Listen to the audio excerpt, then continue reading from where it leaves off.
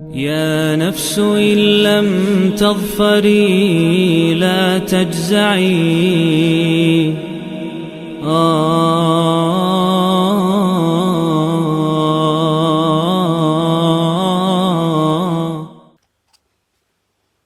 اعوذ باللہ من الشیطان الرجیم بسم اللہ الرحمن الرحیم۔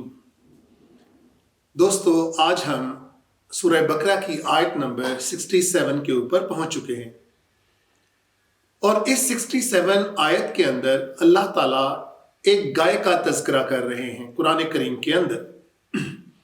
اس گائے کی سٹوری، اس کی روایت بہت دلچسپ ہے، لیکن اس روایت کو بتانے سے پہلے میں اللہ تعالیٰ کی حکمت اور ان کی وہ جو مستقبل میں دیکھنے کی ایک طاقت ہے جس کے اندر ان کی بے پناہ طاقت کا اظہار ہوتا ہے، اس کی داد دیے بغیر نہیں رہ سکوں گا۔ ہم بچپن میں ایک کہانی پڑھا کرتے تھے کہ ایک دفعہ ایک چڑیا نے جب انڈوں میں سے بچے نکالے اور اس کو کہیں سے خوراک نہیں مل رہی تھی، تو وہ اللہ تعالیٰ سے فریاد کرتی ہے اور کہتی ہے کہ یا اللہ میری مدد کریں ورنہ میرے بچے بھوکے مر جائیں گے۔ قحط کا زمانہ تھا، تو اللہ کی رحمت کو جوش آیا اور ایک شیر گرمی کے عالم میں درخت کے سائے سے اٹھا، اس نے ایک بارہ سنگے کا شکار کیا، اس کو کھایا اور پھر منہ کھول کر بیٹھ گیا۔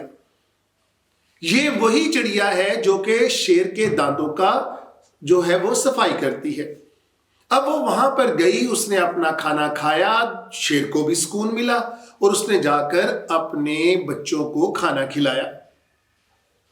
کسی کے لیے یہ آزمائش بنی اور کسی کے لیے یہ قرار کا باعث بنا، کسی کو سکون مہیا ہوا۔ دوستو، بالکل یہی ایپلیکیشن کسی نہ کسی طرح سے اس آیت کے اندر اللہ تعالیٰ فرما رہے ہیں، لیکن اگلی آیت کے اندر اس کو ہم مزید تفصیل کے ساتھ بیان کریں گے۔ مگر اس میں جو بقرہ، جو گائے کا تذکرہ ہوا، وہ کیوں ہوا، اس کی بھی ہم تفسیر کے مقام پر انشاءاللہ تعالی تشریح کریں گے۔ لیکن اس سے پہلے حسب روایت ہم نے قرآن کو پڑھنا ہے اور سمجھنا ہے، اس کے لیے میں لفظی ترجمہ کروں گا۔ تو آئیں شروع کرتے ہیں۔ واو کا مطلب اور، اس کا مطلب جب، قالا، قالا کا مطلب کہا، کس نے کہا، موسیٰ، موسیٰ علیہ السلام نے کہا، کن سے کہا، لی قومی ہی، اپنی قوم سے کہا۔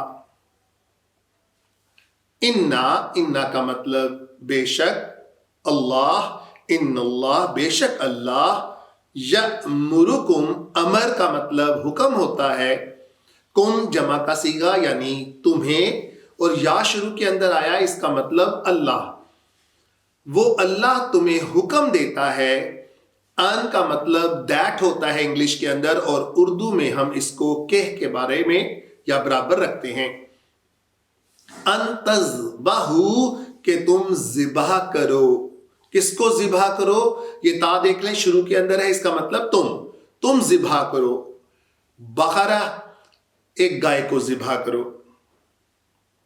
قالو، یہ جمع کا صیغہ ہوتا ہے قالو، یعنی ان سب نے، ایک گروپ نے، یہاں پر اس گروپ یعنی بنی اسرائیل کے لوگوں نے کہا، قالو، کیا کہا، اتتخذنا، آ کے اوپر حمزہ، میں آپ کو کافی دفعہ بتا چکا کہ الف کے اوپر جب حمزہ آ جائے تو یہ کویسچننگ کے اندر چلا جاتا ہے، تعجب اور کویسچن۔ تا شروع کے اندر، اس کا مطلب تم، اتتخذنا، اخذ کا مطلب لینا، نا اینڈ کے اندر آیا یعنی ہمیں آپ لیتے ہیں، یعنی آپ کرتے ہیں، کیا کرتے ہیں، ہزوا، مذاق کرتے ہیں۔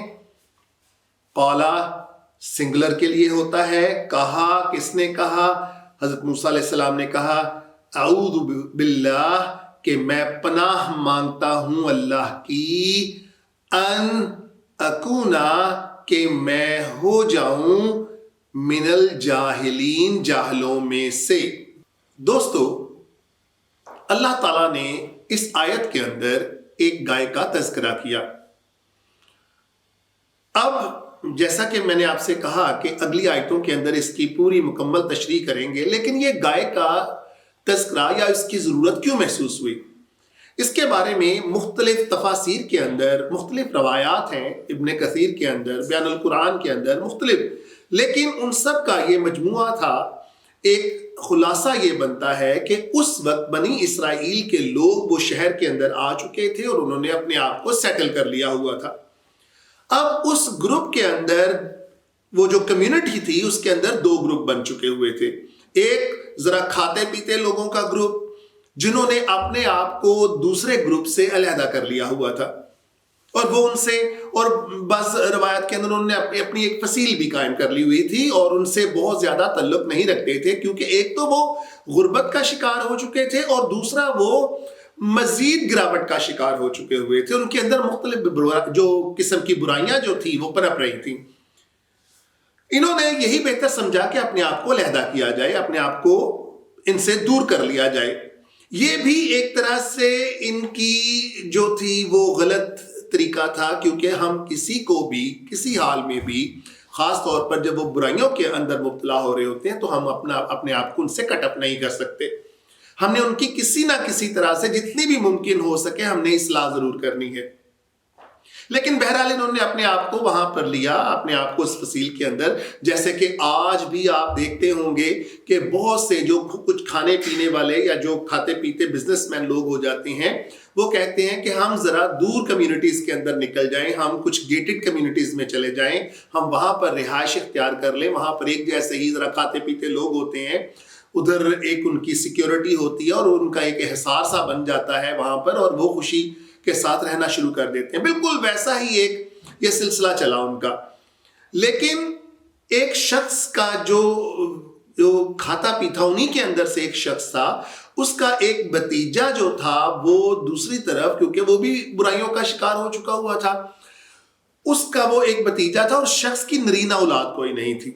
اب اس شخص نے وہ جو ایک پلاننگ کی کہ میں کسی نہ کسی طرح سے اس شخص کو قتل کروں اور اس کی تمام دولت کے اوپر قابض ہو جاؤں اور پھر اس کی بیٹی کے ساتھ میں شادی کروں اور اس کا الزام بھی میں کسی کے اوپر دھر دوں۔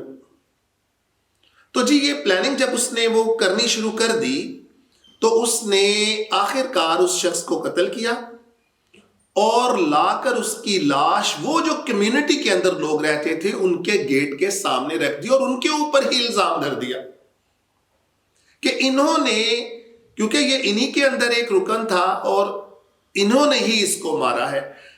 تو اب انہوں نے پہلے تو اس کو بہت سختی سے ریجیکٹ کیا، لیکن وہ شخص جو کہ برائی، اور آپ کو پتہ ہے کہ مختلف برائی رکھنے والے ذہن جو ہوتے ہیں وہ آپس میں کس قدر جلدی سے اکٹھے ہو جاتے ہیں، اس نے اپنے ایک گروپ کو لیا، اپنے ساتھ اس کمیونٹی کو بلایا، اور پھر یہ جو تھوڑی محروم کمیونٹی ہوتی ہے ان کے دلوں کے اندر دیکھیں ایک جذبہ، ایک ایموشن پر اپنا شروع ہو جاتا ہے اور وہ کسی نہ کسی طرح سے ریونج کا ایک بدلہ پیدا ہونا شروع ہو جاتا ہے جی ان کے اندر۔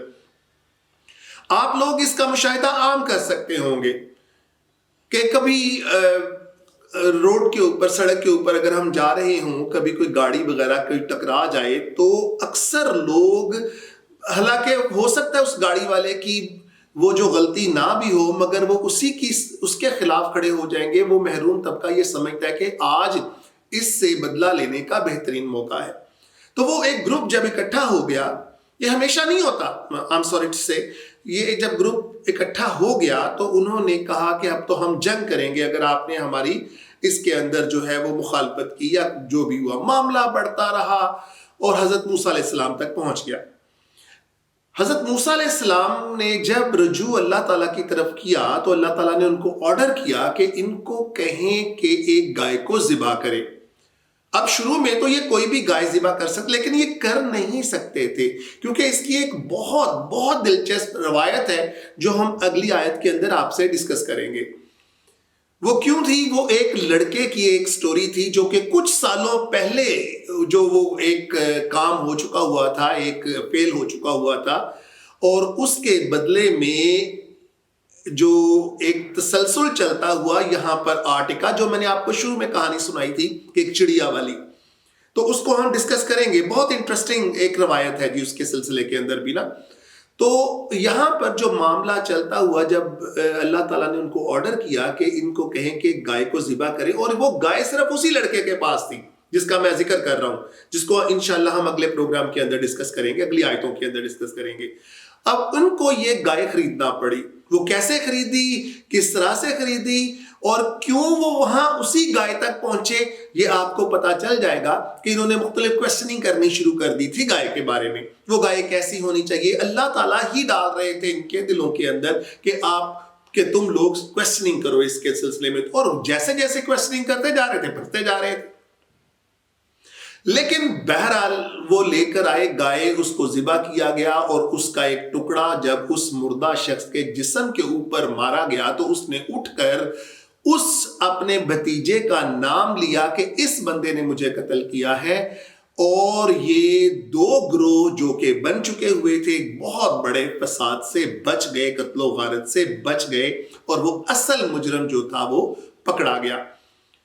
لیکن کچھ تفاسیر کے اندر، کچھ روایات کے اندر آتا ہے کہ وہ پھر اپنے گروپ کو ساتھ ملا کر کہ یہ شوبدہ بازی ہے، اور یہ تھا اور وہ تھا، اور پھر اس نے ایک نیا فساد کھڑا کر دیا. لیکن بہرحال اس وقت تک سب کو پتا چل چکا ہوا تھا کہ یہی شخص تھا جس نے اپنے چچا کو قتل کیا تھا، اور اسی وجہ سے اس کو یہ حکم دیا گیا تھا.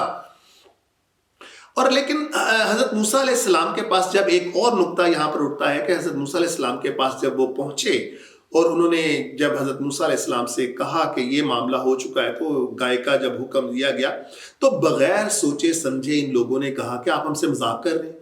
اب دیکھیں کہ منہ کھولنے سے پہلے انسان کو سوچنا چاہیے. You must think before you speak. اور پھر رتبہ کون سا ہے، کس سے گفتگو ہو رہی ہے، یہ بھی ملحوظ خاطر رکھنا چاہیے آپ ہم کو سب کو. حضرت موسیٰ علیہ السلام سے شریعت کے بارے میں پوچھنے جا رہے ہیں، حکم لینے جا رہے ہیں کہ اللہ سے پوچھیں، اور کہہ رہے ہیں آپ مذاق کر رہے ہیں. کوئی تھوڑی سی بھی انسان کے اندر اگر سوچ سمجھ ہو تو یہ دیکھنا چاہیے یہ اللہ کا سچا پیغمبر ہے، اور کیا یہ شریعت کے معاملوں میں بھی ہم سے مذاق کرنا شروع کر دے گا، ٹھٹا کرنا شروع کر دے گا. اگر یہ شریعت کے معاملوں میں اور احکام کے معاملوں میں بھی اگر ہنسی مذاق شروع ہو جاتی ہے تو پھر کیا بچتا ہے دوستو. لہٰذا مختلف طرح کی چیزیں ان آیات سے ہمارے سامنے آتی جا رہی ہیں، اور ہم الحمدللہ ان کو سمجھ رہے ہیں. قرآن کو سمجھنے کی جو ہے وہ شرف اس کو ہم حاصل کر رہے ہیں. اللہ تعالی ہمیں اس کے اوپر قائم رکھے. اللہ ہمیں قرآن کو سمجھنے کا اور اس کے اوپر عمل کرنے کی توفیق عطا فرمائے. وآخر دعوانا الحمدللہ رب العالمین. يا نفس إن لم تظفري لا تجزعي